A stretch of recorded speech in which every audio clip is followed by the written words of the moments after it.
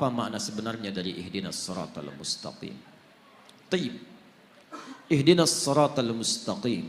Kita lihat tafsiran-tafsiran para ulama di sini. Ada tafsiran dekat, ada tafsiran jauh. Tafsiran dekat itu sesuai dengan tekstual ayatnya. Tafsiran jauh dilihat dari konteks dan qarinah keterkaitannya. Tafsiran dekat, ihdinas siratal mustaqim. Tafsirkan ayat ketujuhnya. Siratal ladzina an'amta 'alaihim ghairil maghdubi 'alaihim waladdallin. Baik, ihdina, ya Allah berikan kami petunjuk. Berikan kami hidayah. As-siratal mustaqim, yang hidayah itu lurus, bening, tidak berbelok. Siratal ladzina an'amta 'alaihim ghairil maghdubi 'alaihim waladdallin. Yang hidayah itu pernah disampaikan dan mendapatkan kenikmatan dari orang-orang sebelum kami, dan dengan itu jagalah kami supaya tidak berbelok ataupun masuk dalam golongan orang-orang tersesat dan orang-orang yang diadab. Para ulama pertama mengartikan hidayah ini pertama dengan Islam. Islam. Karena ketika hidayah disebutkan dalam Al-Quran, yang pertama menunjuk pada Islam. Hidayah jika disebutkan pertama menunjuk pada Islam. Ini satu. Yang kedua, hidayah juga bisa disebutkan menunjuk pada kekuatan iman. Kekuatan iman.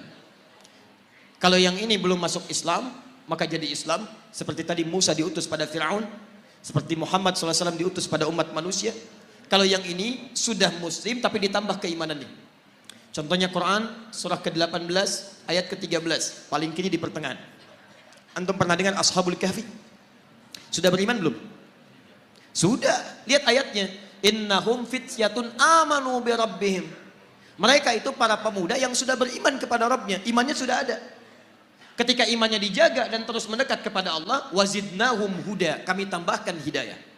Zidnahum huda, hidayah ditambahkan, imannya dikuatkan lagi. Di ketika beriman dikejar-kejar, dia pertahankan imannya. Begitu dia pertahankan imannya, kemudian masuk ke dalam gua, Allah tambahkan lagi kekuatan iman. Semakin mendekat, semakin mendekat, semakin mendekat. Baik, tiga, ada jenis hidayah, bentuknya amal soleh. Jadi kalau orang diberi hidayah oleh Allah Subhanahu Wa Taala, artinya diberi jalan untuk beramal soleh. Petunjuk untuk mengerjakan amal saleh. Dalilnya Quran surah kedua misal Al-Baqarah dari ayat kedua sampai ayat kelima. Lihat, dzalikal kitabu la raiba fihi hudan lil muttaqin. Hudan, hidayah diberikan pada orang takwa. Siapa orang takwa itu? Orang yang tergerak mengerjakan amal saleh dengan imannya. Alladzina yu'minuna bil ghaib wa yuqimunas shalah wa mimma razaqnahum yunfiqun. Walladzina yu'minuna bima unzila ilaik. Lihat, wabil akhirati hum yuqinun. Orang-orang yang salat, orang yang infak, orang yang baca Al-Quran disebut oleh Allah orang-orang yang mendapatkan hidayah. Ayat 5-nya, ulaika ala hudam mir rabbihim. Mereka itu mendapatkan hidayah dari Rabbnya. Makanya antum ketika, maaf ya, kalau kita mendapatkan hidayah dari Allah, maka seluruh tubuh kita akan tergerak beramal soleh. Bisa. Di antara makna hidayah penambahan iman. Apa fungsi mata? Melihat. Tuh, sudah keliru. Mata itu bukan melihat. Mata itu fungsinya bukan melihat. Kalau cuma melihat, kambing melihat. Elang melihat. Dan saya sering katakan mata elang lebih tajam daripada mata antum. Elang naik ke udara, di langit dia melihat anak ayam, kelihatan oleh dia, diterjang, diambil.